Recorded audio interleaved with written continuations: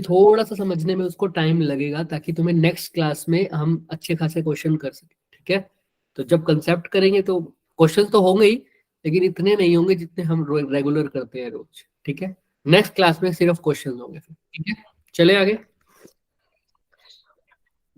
Yes sir. चलिए फिर थोड़ा सा रिकॉल करते हैं। आओ, सबसे पहले तो वर्क का फॉर्मूला तो छोड़ो, वर्क एनर्जी थ्योरम बताओ पहले मेरे को, क्या होती है। Work done is equal to change in kinetic energy. Energy. लेकिन ये याद रखा करो, मैं आज इसका बहुत यूज होने वाला है। Work done bye all type of force. सारी फोर्सेस का द्वारा जो वर्क डन होगा वो सब लिखना पड़ेगा, is equal to change in kinetic. Kinetic energy. और अगर work done change in potential energy हो तो नेगेटिव ऑफ, तो वो कौन सी फोर्स है। Conservative force. Conservative force. अगर work done by external force हो तो क्या हो जाएगा, plus of change in potential potential. Energy. लेकिन वो वर्क डन वो एक्सटर्नल फोर्स किसके द्वारा हो, against against conservative force.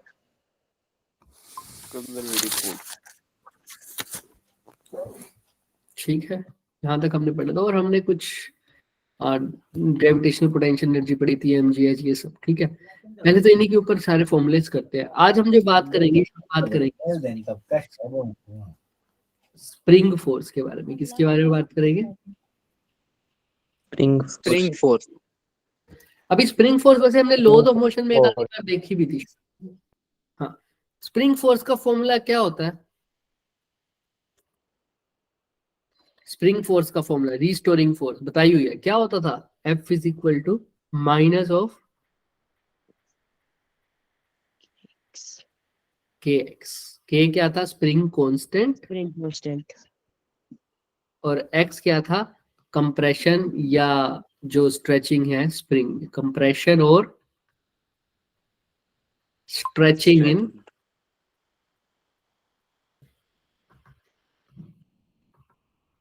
Spring. समझ में आ रही है बात सबको। Yes sir. यस अभी सर। कैसे होता है, अगर किसी को याद नहीं है तो मैं बता देता हूँ। ये एक स्प्रिंग है, ठीक है, इसके साथ एक ब्लॉक है मान लो। अब इस स्प्रिंग को मैंने दबा दिया ब्लॉक से, तो मैंने इस डायरेक्शन में इसको दबाया है, तो स्प्रिंग कहाँ लगाएगा फोर्स, लेफ्ट में या राइट में। स्प्रिंग को ऐसे राइट में, अपोजिट डायरेक्शन में। इसी फोर्स को बोलते हैं स्प्रिंग फोर्स या रीस्टोरिंग फोर्स ऑफ स्प्रिंग। और इसी का फॉर्मूला क्या होता है, F is equal to minus kx। Clear है सबको, यहाँ तक बोलो। यस। चल सकते हैं आगे, हाँ या ना। Yes sir.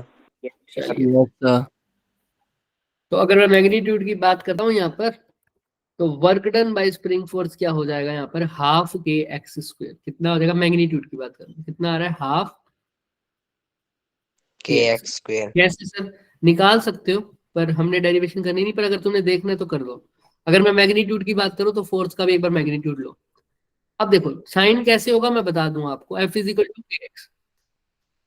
अब ये जो एक्स पर डिपेंड कर रही है फोर्स, तो कैसी फोर्स है, मतलब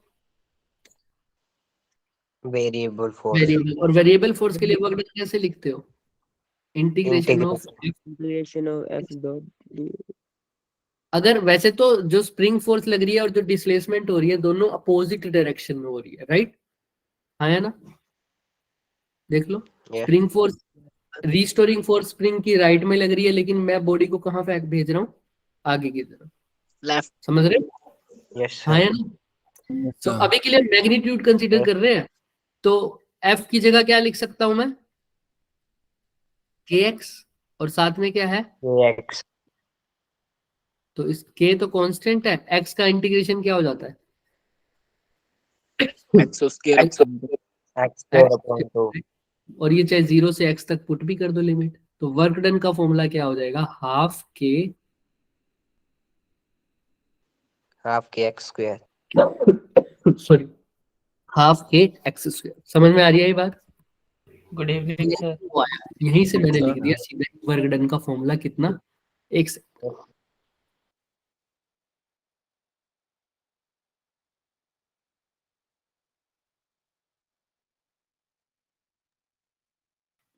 यहीं से किसका फॉर्मूला आया बच्चे?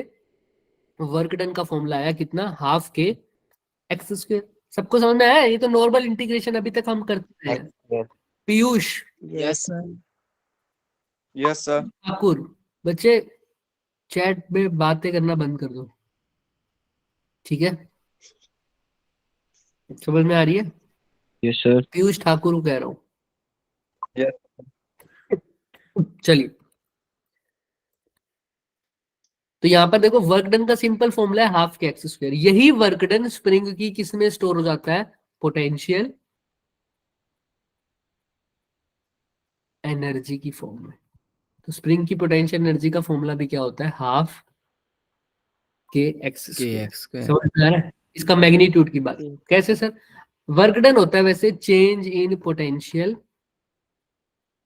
Energy, change in potential energy. अगर मैं स्प्रिंग द्वारा बात करूं, work done by conservative, spring force कैसी फोर्स है बच्चे? Conservative. तो work done by conservative force किसके इक्वल होता है बच्चे? Minus of change in Negative potential. Potential energy. अब अगर work done by spring force है तो यहाँ पर क्या आ जाएगा? Minus of D delta U, मतलब क्या है? Potential energy. और ये क्या है? Change in Yes, sir. Potential energy. Potential energy. ये तो स्प्रिंग फोर्स है, लेकिन अगर स्प्रिंग की जगह मैं एक्सटर्नल फोर्स की बात करूं तो यहाँ पर क्या आ जाएगा? बस डेल्टा यू। प्लस का, राइट? Yes. आया नहीं? Yes sir. Clear है? अब ये वैल्यू तो पुट कर सकते हैं। वर्क डन बाय स्प्रिंग कितना था? हाफ के एक्स स्क्वायर। ओके। चलिए आइए अभी थोड़ा थोड़ा देखेंगे, धीरे धीरे समझ में आ जाएगा। आज का लेक्चर सिर्फ जितना समझ में आता है ना उतना ही ग्रैस्प करो, सब कुछ समझ में नहीं आने वाला, मैं बता रहा हूँ। धीरे धीरे समझ में आएगा, नेक्स्ट लेक्चर तक बिल्कुल सही क्लियर हो जाएगा। ठीक है, चले आगे आओ। Yes, sir. Yes. तो देखो ये वो स्ट्रेचिंग हो रही है स्प्रिंग में, तो बिल्कुल भी स्ट्रेचिंग नहीं है तो कोई भी एनर्जी स्टोर नहीं करी। थोड़ा सा स्ट्रेचिंग हुई तो एनर्जी स्टोर हो गई, और वापिस से जैसे स्प्रिंग को स्ट्रेच करता हूं तो स्प्रिंग वापिस आने लगता है ना। तो जब स्ट्रेच कर रहा हूं तो उसके ऊपर वर्क डन कर रहा हूं, वही वर्क डन किस में स्टोर हो रहा है? उसकी पोटेंशियल एनर्जी में स्टोर हो रहा है, उसकी पोटेंशियल एनर्जी। समझ में आ रहा है? तो शुरू में उसकी पोटेंशियल एनर्जी कितनी थी बच्चे? जीरो, कोई स्ट्रेचिंग नहीं। अब यहीं से समझ में आ जाएगा। इनिशियली स्प्रिंग की पोटेंशियल एनर्जी क्या थी? जीरो। जब कोई स्ट्रेचिंग नहीं, जब कोई कंप्रेशन नहीं, तो स्प्रिंग की पोटेंशियल एनर्जी कितनी है बच्चे? जीरो। अच्छा, अब मैंने थोड़ी सी स्ट्रेचिंग कर दी स्प्रिंग की तो कुछ ना कुछ पोटेंशियल एनर्जी आ गई, उसको पीई यानी यू लिख दिया। क्या लिख दिया? यू। ठीक है। You. अब work done by conservative force जो आपको बोला था वो किसके इक्वल है? Minus of change in minus potential potential energy. हाँ या ना? बोलो हाँ या ना? अगर Yes, work sir. Done by conservative force बोलूं, लेकिन अगर वर्क डन बाय क्या बोल दूं? Conservative spring force. वही कंजर्वेटिव फोर्स मतलब स्प्रिंग फोर्स, लेकिन अगर वर्क डन बाय क्या बोल दूं? External equals to delta P आ जाएगा या नहीं? Plus delta U. है? Yes sir. और work done by external force तो कितना था सर? ध्यान से देखो, अगर बोलो याद रहे तो half KX square. Half kx square. Is equal to change in potential energy. Final potential energy कितनी है? यू। इनिशियल कितनी है? U. जीरो। 0. यू कितना आ जाएगा? हाफ के Half kx. याद रखना, ये हाफ के एक्स स्क्वायर पॉजिटिव ले रखा है, तभी ले रखा है जब वर्क डन बाय कौन सी फोर्स है? एक्सटर्नल। अगर यहाँ पर वर्क डन बाय कौन सी फोर्स होती? Conservative force. हाँ, कंजर्वेटिव लिखा हुआ आ जाए या स्प्रिंग फोर्स आ जाए तो हाफ की जगह प्लस हाफ की जगह क्या आ जाएगा? बस Minus.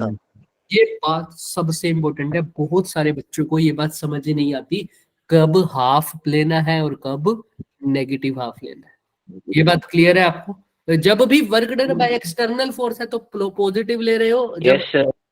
जब क्या लेना हो work done by spring force है तो क्या लेना हो? नेगेटिव लेना। Negative. क्लियर है सबको? हाँ या ना? Yes, sir. Yes, sir. Yes, sir. चल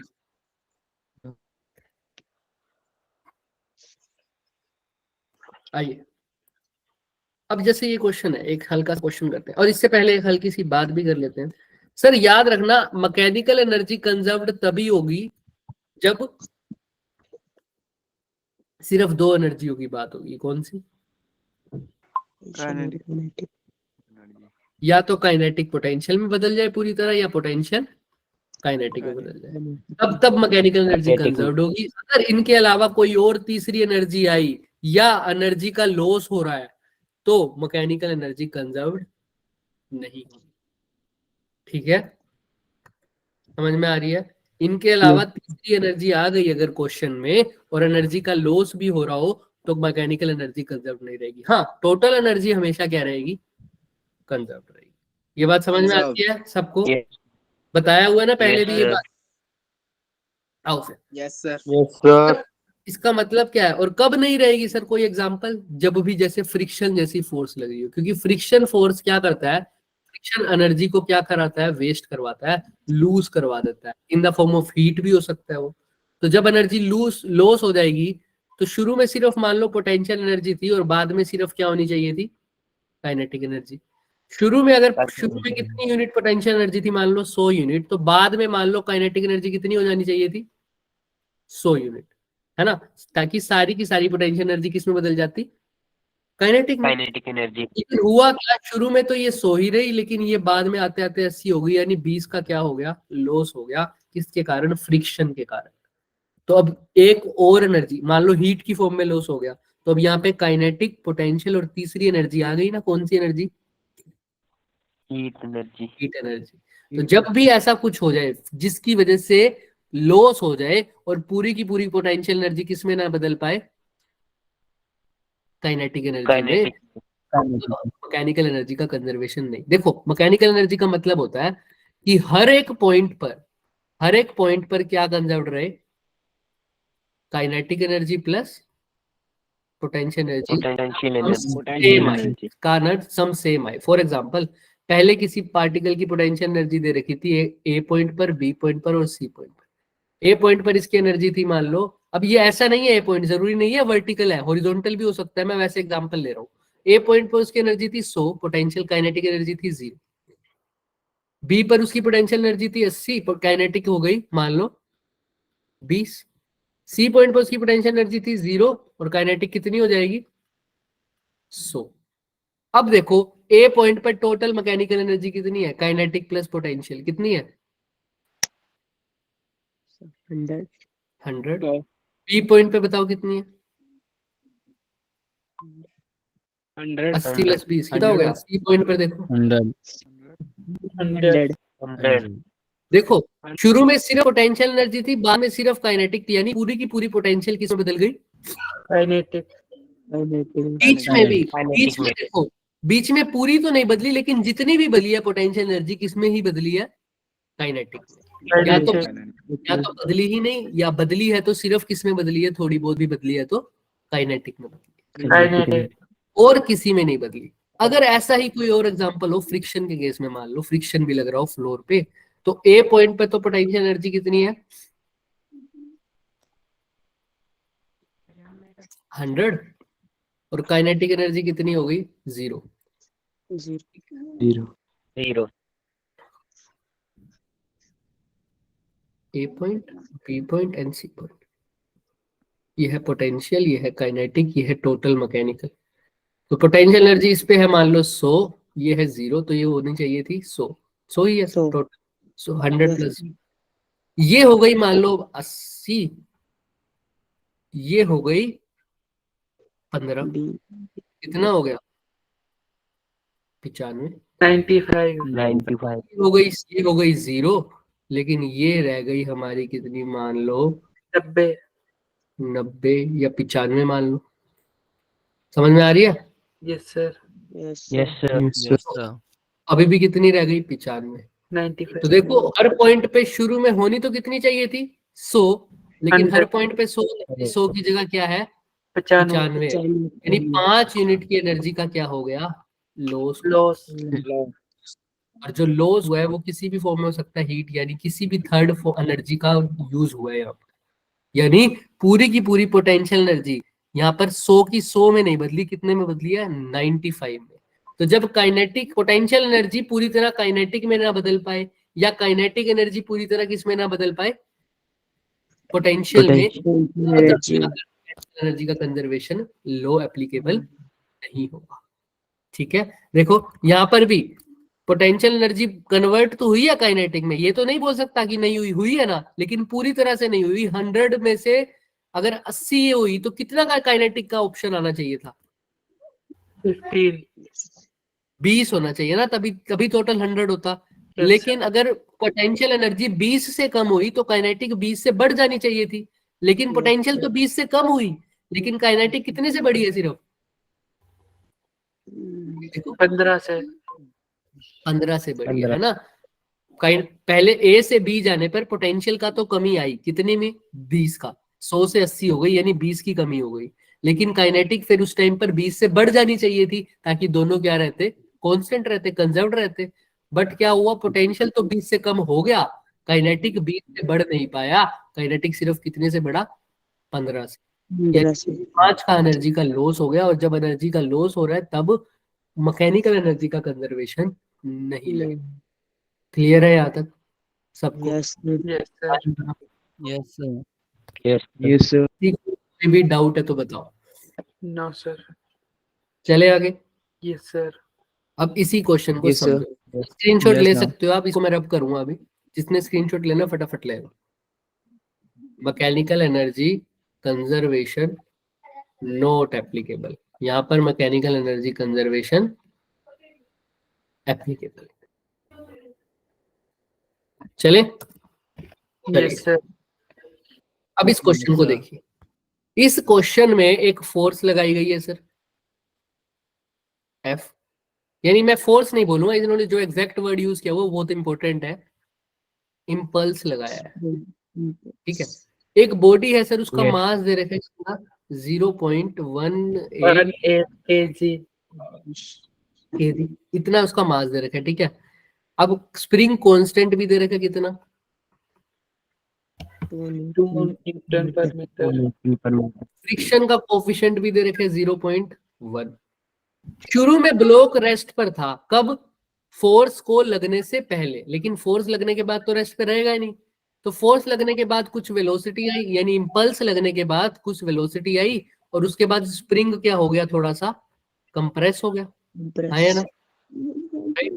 कितना कंप्रेस हुआ? एक्स की वैल्यू दे रखी है कितना? अगर जितना ब्लॉक आगे आया होगा, हाँ, जितना ब्लॉक आगे आया होगा उतना ही स्प्रिंग भी क्या होगा सर? कंप्रेस हुआ होगा। तो कितना आगे आया ब्लॉक? 0.06. यानी इसको कंप्रेशन इन द स्प्रिंग भी बोल सकते हैं। तुमसे पूछा है initial velocity of block. Finally तो ब्लॉक कैसा हो गया? देखो, कम्स टू रेस्ट, यानी फाइनल वेलोसिटी तो उसकी 0 हो गई। इनिशियल वेलोसिटी, अब किसी बच्चे को डाउट आ रहा होगा, सर इनिशियली तो इन्होंने बोला हुआ ब्लॉक कैसा है? रेस्ट पर। तो इनिशियल वेलोसिटी तो 0 नहीं होनी चाहिए, ये इनिशियल वेलोसिटी क्यों पूछ रहे हैं? लेकिन वो इनिशियल वेलोसिटी जो गिवन है वो फोर्स के लगने से पहले की बात है। पहले फोर्स के लगने के बाद अच्छा। तो कुछ ना कुछ वेलोसिटी होगी ना, वो वाली वेलोसिटी कुछ। क्लियर है? फोर्स लगाया उसके बाद। अब ध्यान से देखो, इसके ऊपर म्यू दे रखा है, यानी इस पे क्या लग रहा है? म्यू यानी क्या लग रही है? कौन सी फोर्स लग रही है? सर म्यू mgx वाला फॉर्मूला। म्यू का मतलब है कौन सी फोर्स लग रही है? फ्रिक्शन। फ्रिक्शन फोर्स लग रही है ना? ये बात तो समझ में आती है। अब ध्यान से सुनो, क्वेश्चन में निकालना है वेलोसिटी। अब अगर मैं एनर्जी कंजर्व मैकेनिकल एनर्जी का कंजर्वेशन लगा सकता हूं या नहीं? पहले तो ये बताओ, सोच समझ के। No sir. नहीं लगा सकता सर, राइट? क्यों? Yes sir, friction non conservative force है। फ्रिक्शन नॉन कंजर्वेटिव फोर्स है, और दूसरी बात, नॉन कंजर्वेटिव की छोड़ो, फ्रिक्शन डिसिपेटिंग फोर्स है, ये एनर्जी का लॉस करेगी। और जब भी एनर्जी का लॉस हो रहा होगा तो मैकेनिकल एनर्जी कंजर्व नहीं हो। जब भी एनर्जी का लॉस होगा मैकेनिकल एनर्जी कंजर्व नहीं रह सकती। अभी बताया था ना, एनर्जी का जैसे 100 यूनिट थी वो पूरी की पूरी नहीं हो पाई, कितनी में आ गई, 95 यूनिट में आ गई, क्योंकि कितनी एनर्जी का लॉस हो गया था, 5 यूनिट। 5 क्लियर है यहाँ तक? 5 यूनिट की एनर्जी का लॉस हो गया था, इसी वजह से नहीं आ पाया था सर। तो यहाँ पर Yes. एनर्जी का लॉस हो रहा है तो नहीं कंजर्व हो सकता। क्लियर है सबको यहाँ तक? पहले तो ये बताओ, यस सर। किसी को कोई भी Yes, डाउट है तो पूछो। No sir. No, चलिए sir. एक सेकेंड रुकना।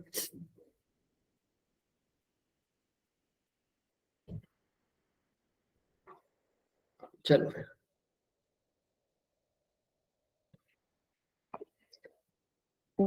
अब अगर मैकेनिकल एनर्जी कंजर्व्ड है बच्चे, नो सॉरी नहीं है, तो अब क्या करें फिर इसमें?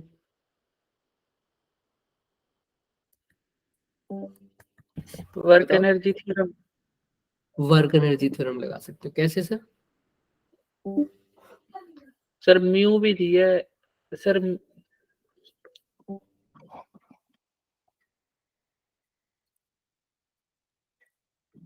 बोलो क्या कह रहे हो? म्यू गिवन है, म्यू तो मतलब फ्रिक्शन होता है सर। अगर वर्क एनर्जी थ्योरम इसमें लगानी है तो क्या लिखना पड़ेगा? Work done is equal to change in kinetic energy. Kinetic energy. Work done by, All forces. अब ऑल फोर्सेस में तो सब आ जाएंगे, देखो ध्यान से। ऑल फोर्सेस में सारी टाइप ऑफ फोर्सेस, पहली फोर्स तो जो मैं लगा रहा हूं है ना, तो work done by applied force plus work done by क्या करना पड़ेगा sir? Spring. Spring force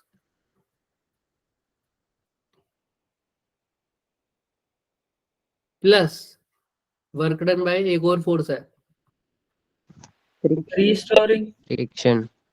frictional force. ये सब मिला के किसके इक्वल होंगे? Change in. Kinetic energy. Kinetic energy. अब ध्यान से एक बात सुनो, इसने जब बोला, एक तो दो बातें, एक तो इम्पल्स बोला, इम्पल्स मतलब जो बहुत कम टाइम के लिए फोर्स लगे, यानी फोर्स इस पे बहुत कम टाइम के बाद की लगेगी।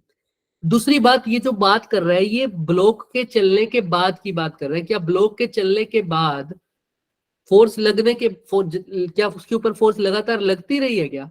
हाँ या ना? कैसे पता लगेगा? अगर लगती No, sir. रहती तो वो यहाँ पर इम्पल्स ना im- लगता, क्योंकि इम्पल्स का मतलब होता है फोर्स बहुत थोड़े ही टाइम के लिए। टाइम के लिए लगी है। तो फोर्स उसके बाद तो फोर्स लगे ही नहीं, तो यानी work done by applied force तो हम देखेंगे ही नहीं, क्योंकि ब्लॉक जब चल रहा है तो उसके ऊपर सिर्फ दो ही फोर्स लग रही है। अब ये वाली अप्लाइड फोर्स नहीं लग रही होगी, एक तो स्प्रिंग फोर्स लग रही होगी और एक फ्रिक्शनल। फ्रिक्शनल। ये बात समझ में आई है सबको कि मैं ये Yes, sir. है? हाँ या ना? Yes. तो ये फोर्स नहीं ले रहा, क्यों? ये ब्लॉक के चलने के बाद की बात। क्लियर है सबको?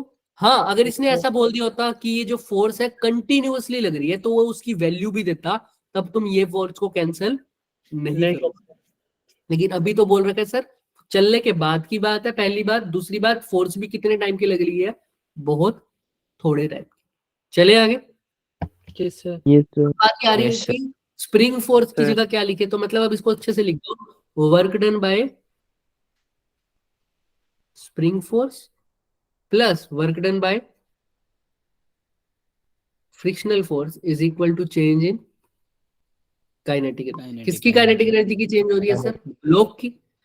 किसकी काइनेटिक एनर्जी चेंज होगी? ऑब्वियस सी बात है, जो बंधा हुआ है स्प्रिंग के साथ। कौन बंधा हुआ है? ब्लॉक। ब्लॉक की काइनेटिक एनर्जी चेंज होगी।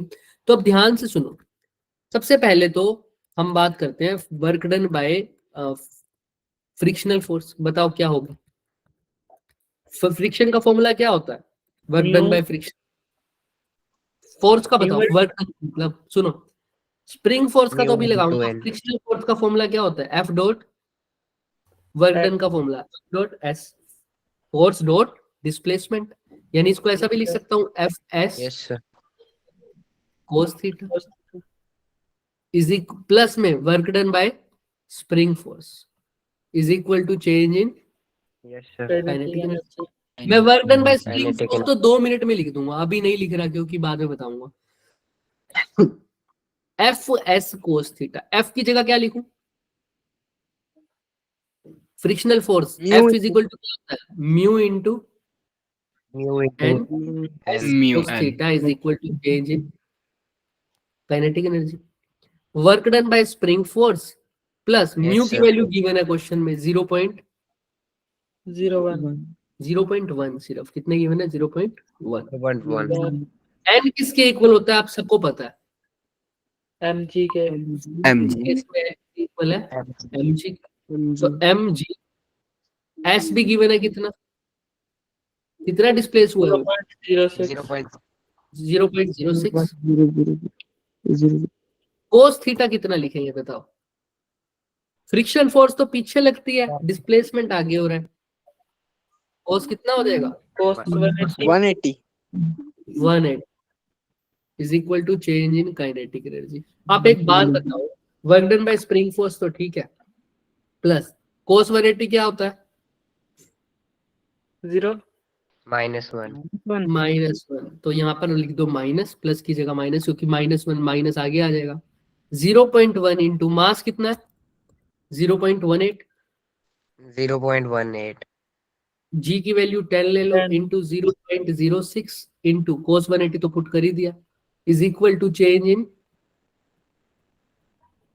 kinetic energy. kinetic energy. Work done by spring force को क्या लिख सकता हूं negative of Potential Change in- energy. Potential energy. और वो किसके इक्वल आता था minus of half ax ax square. square. हाँ या ना बोलो. yes sir अब यहाँ मैंने माइनस Yes, sir. बताऊंगा, दोबारा बताऊंगा. अभी के लिए तुम लिखो वर्क डन की जगह तुमने क्या लिखा है, बस सीधा minus of half. kx square ax समझ में आती है square. ना. अभी प्रूफ भी किया था हमने, माइनस ऑफ हाफ क्यों लिखा है मैं बताऊंगा, लेकिन इतना तो प्रूफ किया था ना वर्क डन हाफ के एक्स स्क्वायर के इक्वल है. yes sir Yes, sir. Time के बारे में भी बताऊंगा. यहाँ तक हो गया. अब देखो चेंज मतलब होता है फाइनल माइनस initial यानी फोर्स लगने के बाद इनिशियल की बात हो रही है. तो फाइनल तो कितना है, ब्लॉक रेस्ट पर आ गया था तो 0. 0 इनिशियल कैसे लूंगा sir, half m v square, v square. वही निकाल लिए वेलोसिटी. तो अब ध्यान से देखो ये सारा कुछ माइनस का, k की वैल्यू भी लिख दो कितनी है 2 इंटू 0.06 का square minus 0.1 into 0.18 into 10 into 0.06. ये सब माइनस के है ना, आया ना. yes sir minus minus minus Yes, sir. लेके कट जाएगा. पहले तो यहाँ तक किसी को कोई डाउट है Yes, तो sir. पूछो कुछ भी चीज no में. sir ये No, साइड ये No, नेगेटिव sir. कैसे है बता दो, बाकी सब बताओ किसी को कोई डाउट. no sir चलो 2 से 2 कट जाएगा 2 से 2 कट जाएगा. अभी काटते हैं, पहले नेगेटिव नेगेटिव नेगेटिव हटा के सब कुछ क्या कर दे पॉजिटिव कर दे. positive तो 2 से 2 अब काट दो फिर. तो क्या आ जाएगा 0.06 का स्क्वायर प्लस ये 0.1 और 10 कितना हो जाएगा सिंपल 1. 0.1 yes sir 10 से मल्टीप्लाई करूंगा तो क्या आएगा 1. 1 तो ये भी खत्म. तो क्या रह जाएगा 0.18 multiply 0.06.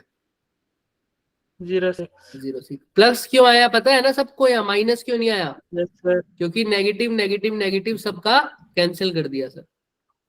Is Yes, equal sir. To half m की जगह क्या आ गया 0.18 और साथ में क्या है v स्क्वायर. v square अब जो वैल्यू है वो पुट कर दो. देखो ये काटूंगा तो क्या आएगा 0.09.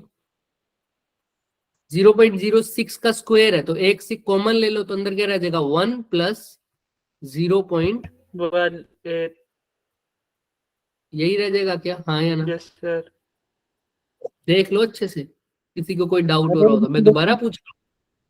हाँ बोलो बोलो बोलो बोलो बोलो. 0.06 भी आएगा. हाँ वेरी गुड, यही तो कह रहा हूँ. तभी तो कह रहा हूँ देखो जब 0.06 कॉमन लोगे तो क्या आएगा, एक 0.06 का स्क्वायर था तो एक तो बच जाएगा ना अंदर, Yes sir. Plus Yes. यहाँ पर क्या बचेगा 0.18 इज इक्वल टू 2 से ये काटा था 0.09 बन गया था इनटू में v square 20. V अब 0.06 और 0.18 और 0.06 को ऐड करोगे तो क्या आएगा बच्चे 0.0. 0.24 24 क्लियर है सबको? क्लियर है इतना तो? Yes sir. Is equal to 0.09 into v square. ठीक है, अब ध्यान से देखो, ये तो साफ साफ कट जाएगा, ये 6/100, ये 9/100, तो 100 से 100 कट गया, तो सिंपल लिख दो 6 into 24/100 is equal to 9 into v square. लिख सकते हो क्या? सर कंफ्यूज हो गए हो?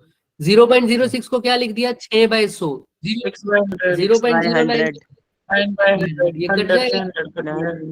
है ना? यस सर 100% हो जाएगा। ठीक है, तो अब ध्यान से देखो ये क्या हो जाएगा, 6 into 24 divided by 100 divided by 9 is equal to 20। 20 के अब कर दो जो कट सकता है इसमें आराम से। 3 2 जा 3 3 जा, तो 24 2 जा कर दो आराम से, और भी कटना है तो ये 3 8 सा भी कट जाएगा, है ना? तो 16/100 is equal to v square. तो वी किसके इक्वल आ जाएगा? Square. 0.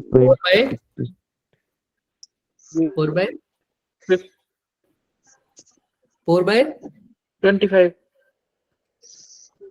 वी स्क्वेयर 16/100 है, तो 16 का स्क्वायर रूट क्या हो जाएगा? 4। 100 का 10 स्क्वायर रूट क्या हो जाएगा? 10 तो 4/10, यानी वी की वैल्यू कितनी है? 0.4 क्लियर है क्या? यस सर मीटर पर सेकंड। अगर इन्होंने कहा है वी किसके इक्वल है? n/10, हमारा आया है 4/10, तो n किसके इक्वल है? 4 के 4 के, ऑब्वियसली बात है, तो आंसर आ जाएगा 4। ये देखो 0.4 आ रहा है। यस n सर की वैल्यू लेके पूछी क्वेश्चन में, तो n कितना आ जाएगा? 4 देख लो अच्छे से, किसी को कुछ भी डाउट है तो अच्छे से देख लो, मैंने एक एक स्टेप बताया अपनी तरफ से तो, बट फिर भी किसी को कोई डाउट है आराम से चिल मार के पूछो, कोई दिक्कत नहीं है, देख लो अच्छे से पहले।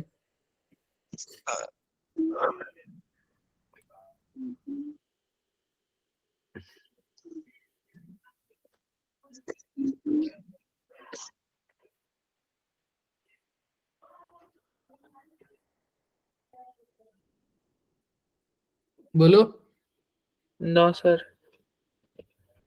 चले आगे। Yes yes sir sir. Yes, sir. तो हमने कुछ भी नहीं किया, काइनेटिक एनर्जी का कंजर्वेशन लगाया, बट एक चीज याद रखना, स्प्रिंग फोर्स वाली बात है ना, और अप्लाइड फोर्स वाली बात, बस वो दिमाग में। सर नेगेटिव साइन हाँ, नेगेटिव साइन। देखो वर्क डन होता क्या है? F.S है ना। स्प्रिंग फोर्स लिखा था K इंटू एक्स, लेकिन जो स्प्रिंग फोर्स थी यस सर और जो डिस्प्लेसमेंट थी दोनों अपोजिट डायरेक्शन में था, तो साथ में क्या आना चाहिए? कोस 180 डिग्री। तो जब करूंगा इसको के एक्स, डिस्प्लेसमेंट भी एक्स है, तो कोस 180 होता है माइनस, तो माइनस का के एक्स का स्क्वायर, लेकिन साथ में dx भी तो लिखोगे भाई। वेरिएबल फोर्स के लिए क्या लिखते हो? फोर्स F डॉट dx, है ना, DX. का इंटीग्रेशन इंटीग्रेशन। अब F डॉट dx को क्या लिख सकते हो? F dx, cos 180 लेकिन यहाँ पर कोस कितना आएगा? 180, क्योंकि स्प्रिंग, अच्छा पहले पूरी वैल्यू पुट कर देते हैं, पहले लिखते हैं। फोर्स की जगह क्या लिखा? kx dx कोस 180 कोस 180 होते हैं -1, तो -1 को बाहर ले लो, अंदर क्या रह जाएगा? इंटीग्रेशन ऑफ kx dx, हाँ या ना? Yes sir yes sir. अब kx का इंटीग्रेशन करोगे तो k तो बाहर आ जाएगा, माइनस के x का x स्क्वायर बाय 2, चाहे 0 से x कर दो चाहे कैसे भी कर दो, तो फॉर्मूला क्या बन गया? माइनस ऑफ हाफ के x square Minus of half K square. Clear है सबको? यस सर लेकिन ये वर्क डन बाय कौन सी फोर्स है? Variable spring force, work done by spring force. Clear? Variable force भाई, लेकिन स्प्रिंग फोर्स। तो हमने पिछली बार मैग्नीट्यूड कंसीडर नहीं किया, मैं वो सिर्फ मैग्नीट्यूड कंसीडर किया था ना, मैंने बोला था नेगेटिव हम बाद में बता देंगे, तो नेगेटिव यहां से आया। चले आगे। Yes sir. Yes sir. अब आ जाओ इस पे, ये क्वेश्चन करो, लास्ट क्वेश्चन है, फटाफट देखो। एक ब्लॉक है, आज हमने कंसेप्ट के ऊपर ज्यादा फोकस करना था। देखो एक ब्लॉक है बच्चे, कितने ग्राम का? 100 ग्राम का। 100 ग्राम, 100 100 ग्राम। ग्राम। प्रेस्ड अगेंस्ट हॉरिजॉन्टल, वो यहाँ पर इसको दबा के यहाँ ले आए हम पहले। तो जब इसको दबाएंगे तो स्प्रिंग वापस फेंकेगा इसको, है ना, दूसरी डायरेक्शन में। सिंपल सी बात है ना। तो जब इसको स्प्रिंग पीछे फेंकेगा तो यहाँ तक तो ये आ जाएगा, उसके बाद तो नीचे गिर जाएगा सीधा, हाँ या ना। भाई मैं किसी चीज को दबा रहा हूँ स्प्रिंग को, तो स्प्रिंग वापस से क्या करेगा, खींचने की कोशिश करेगा, वापस से बैक जाएगा। Yes. तो जब वो ब्लॉक को पीछे की तरफ फेंकेगा तो ब्लॉक कहाँ गिरने लग जाएगा, नीचे। यहाँ तक तो आके वो Yes. नीचे गिरेगा, तो कुछ ऐसा पाथ फॉलो करेगा। और इस पाथ को क्या बोलते थे, कौन सा पाथ, पैराबोलिक। पैराबोलिक। और हम Parabolic. करते थे इसको कौन सा मोशन कहते थे, Projectile. Projectile. यहाँ से यहाँ तक तो स्प्रिंग आराम से आ जाएगा। तो पहला पार्ट तो ये है, उसके बाद सेकंड पार्ट में इसने कौन सा मोशन फॉलो किया, प्रोजेक्टाइल। ये तो बात समझ में आ गई। तो दो मोशन में डिवाइड कर दिया मैंने क्वेश्चन को। पहले तो बताओ इसमें किसी को डाउट, नो सर। पहले No. बताया स्प्रिंग ने पीछे रिवर्ट बैक किया और फिर वापस कौन सा पाथ फॉलो करा ब्लॉक ने, प्रोजेक्टाइल पाथ। यहाँ तक क्लियर है सबको? Yes. Yes sir. Yes. पहले जब इसको कंप्रेस किया तो कितना कंप्रेस किया इसको, 5 सेंटीमीटर। कितना कंप्रेस किया, 5 सेंटीमीटर, यानी एक्स की वैल्यू दे रखी है 5 centimetre. Compression in the spring, समझ में आ रही है? Yes, जब sir. रिलीज Yes, किया sir. ब्लॉक मूव करेगा, फिर स्प्रिंग को छोड़ के प्रोजेक्टाइल मोशन कवर करेगा। और तुमको बताया है कि ब्लॉक जब ये नीचे गिरेगा तो कितना हॉरिजॉन्टल डिस्टेंस कवर किया, इसी को क्या बोलते थे तुम प्रोजेक्टाइल में, Range. रेंज। वो अब यहां से यहां तक का डिस्टेंस कौन सी डायरेक्शन में पूछा है, एक्स में या वाई में? X. एक्स में। तो जिस डायरेक्शन की वेलोसिटी डिस्प्लेसमेंट लेंगे उसी डायरेक्शन की वेलोसिटी। तो डिस्प्लेसमेंट निकालनी है, वेलोसिटी होती है डिस्प्लेसमेंट अपॉन Time. तो Yes, एक्स sir. क्या आ जाएगा, v इंटू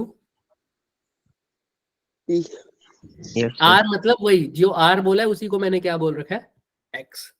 तो X. x is equal to v into t. लेकिन x अगर हॉरिजॉन्टल है तो वेलोसिटी भी क्या होनी चाहिए, हॉरिजॉन्टल। और टाइम भी होना चाहिए। तो टाइम तो हॉरिजॉन्टल हो ही नहीं सकता, ऑब्वियस सी बात है ना। टाइम के लिए तो नहीं बोलोगे ना हॉरिजॉन्टल या वर्टिकल, या बोलोगे?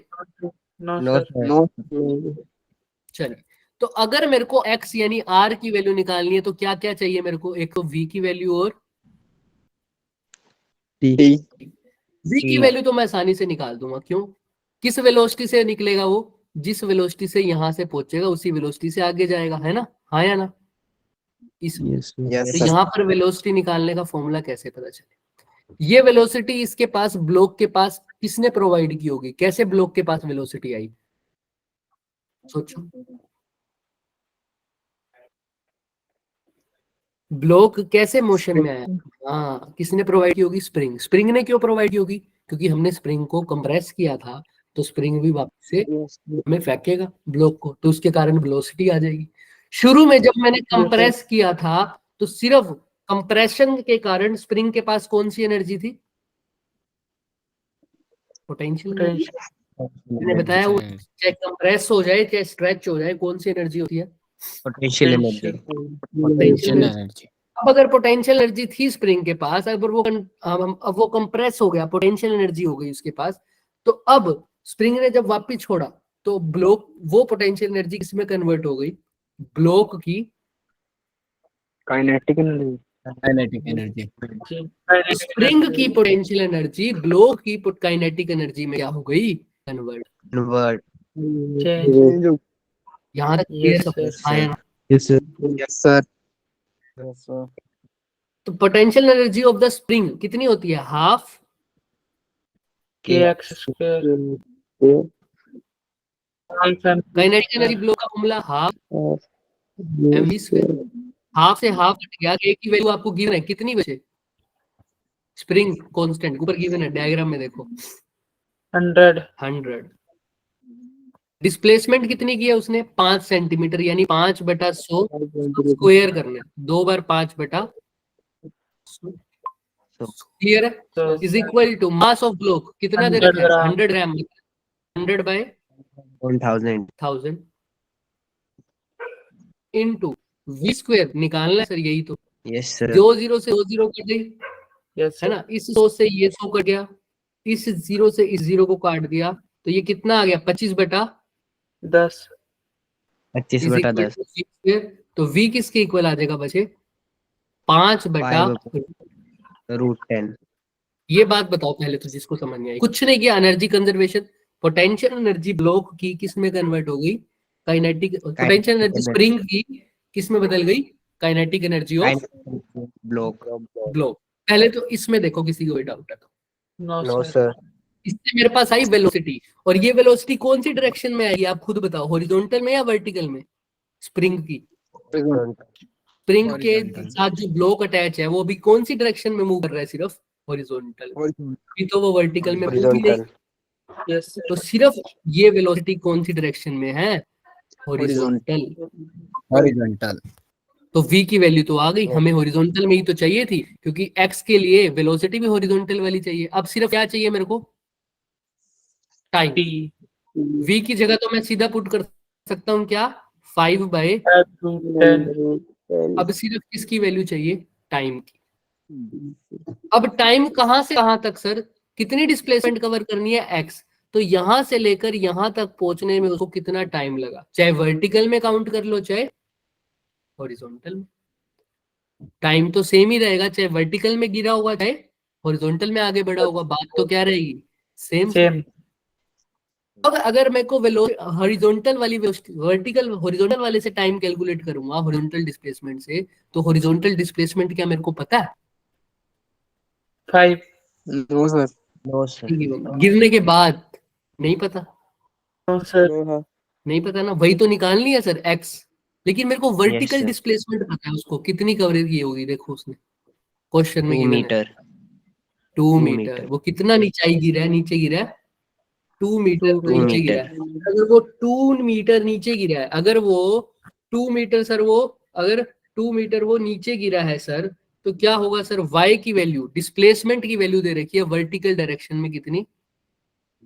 2 2 मीटर। टाइम मेरे को निकालना है, और वर्टिकल में एक्सेलरेशन जब प्रोजेक्टाइल होता है तो कितना होता है? सिर्फ जी। जी। जितनी ग्रेविटेशनल एक्सेलरेशन की वैल्यू होती है वही। तो एस पता है, जी पता है, ए पता है, तो कौन सा फॉर्मूला लग सकता है? टाइम S निकल is equal to UT plus plus half half Square. GT square. S की जगह क्या लिख दूं बच्चे? 2 मीटर। 2 ये सारा कौन सी डायरेक्शन में है? वर्टिकल। अब बताओ यू वाई की वैल्यू वर्टिकल डायरेक्शन में स्प्रिंग की वेलोसिटी कितनी होगी गिरने से जस्ट पहले? 0। गिरने से जस्ट पहले कह रहा हूँ, मतलब हाँ, जब निचाई पर आने लगेगा उससे पहले वर्टिकल वेलोसिटी में मूव कर रहा है क्या? वर्टिकल डायरेक्शन में स्प्रिंग शुरू में तो नहीं कर नो रहा। सर। यू वाई कितना होगा? 0। अब यू वाई अगर 0 हो गया बच्चे, अगर यू वाई 0 हो गया मल्टीप्लाई करके 0 हो जाएगा। तो हाफ जी की जगह क्या हो जाएगा?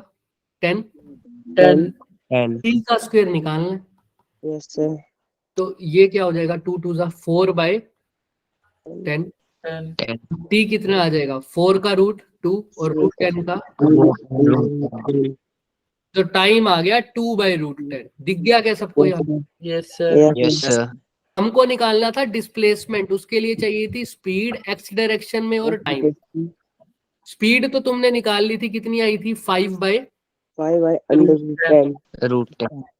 टाइम तुमने निकाल लिया 2 बाय अंडर रूट 10। ये क्या आ गया? 10 by root 10 into root 10।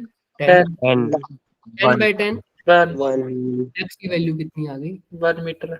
1। Option number A. Clear है क्या सबको? यहाँ तक Yes, देख लो। यस।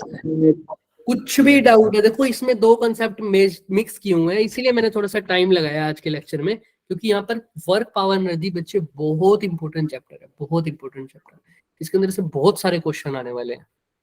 वर्क पावर एनर्जी में लॉज ऑफ मोशन का भी इस्तेमाल करते हैं, वो वर्क चैप्टर से भी आता है, एनर्जी के लिए भी बोलते हैं, पावर के लिए भी बोलते हैं, हर टाइप का क्वेश्चन बन सकता है इससे। ठीक है, तो इसको अच्छे से करना पड़ेगा हमें, इसलिए इस पे टाइम लगेगा। लॉज ऑफ मोशन से ज्यादा इंपॉर्टेंट चैप्टर है ये। Yes sir. ठीक है, देख लो अच्छे से। Yes, किसी को sir. कोई डाउट है? ऐसा ऐसा एक और क्वेश्चन है, ये कल करके आना। देखो होमवर्क है ये, यस। होमवर्क और भी है, वो बहुत आसान है, लेकिन एक स्प्रिंग का होमवर्क सिर्फ एक दे रहा हूं तुम्हें। ये बहुत इंपॉर्टेंट है और कंपलसरी है, ये ट्राई करना कंपलसरी है, सोल्व हो चाहे ना हो। क्या हो रहा है? ये ब्लॉक इस ब्लॉक के साथ क्या हो रहा है, टकरा रहा है, ये ब्लॉक इस ब्लॉक के साथ टकरा रहा है सर, और उसके बाद ये कहाँ गया सर, नीचे चला गया। कहाँ चला गया, नीचे चला गया। समझ में आ रही है बात सबको? Yes sir.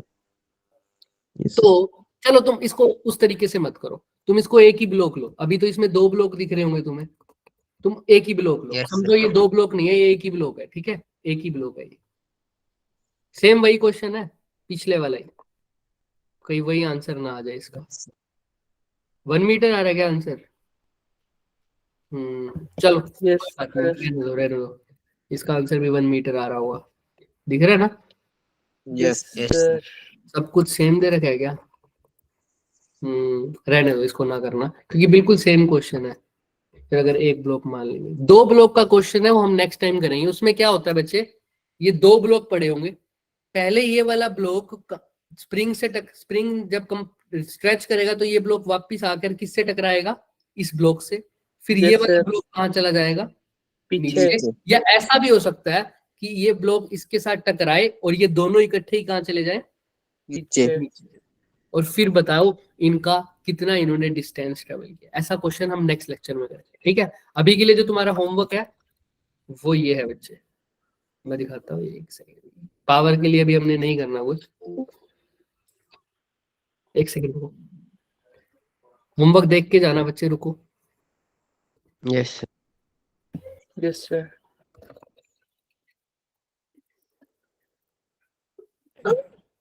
Sorry,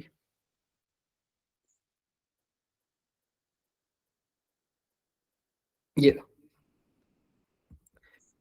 screen visible नहीं होगी तुम लोगों को, ये लो, दिख रहा है? आसान से क्वेश्चन है, ज्यादा नहीं है, मुश्किल तो है भी नहीं, है ना? ऐसा समझ लो ये नीट लेवल का कर रहे हो तुम, ठीक है? ये बहुत आसान क्वेश्चन है, एक बार ट्राई जरूर करके आना, first second third fourth fifth, ठीक है? आसान है, बहुत आसान है, सेकंडों में हो जाएंगे। जिस हिसाब से तुमने वर्क एनर्जी की प्रैक्टिस किया ना अभी तक, उसके हिसाब से ये क्वेश्चन बहुत आसान, सेकंड्स में हो जाएंगे, कर लेना, ठीक है? और फिर हम स्प्रिंग फोर्स के ऊपर अच्छे से क्वेश्चन करेंगे। Yes sir. चलो ठीक है, अभी तक किसी को डाउट है वो पूछ सकता है, अदरवाइज बच्चे छुट्टी। Thank you sir. No problem, okay, bye bye. Bye sir. Bye sir. Bye sir. Good night sir. Good night. Sir, good night sir. Good night, good night. शुभ रात्रि।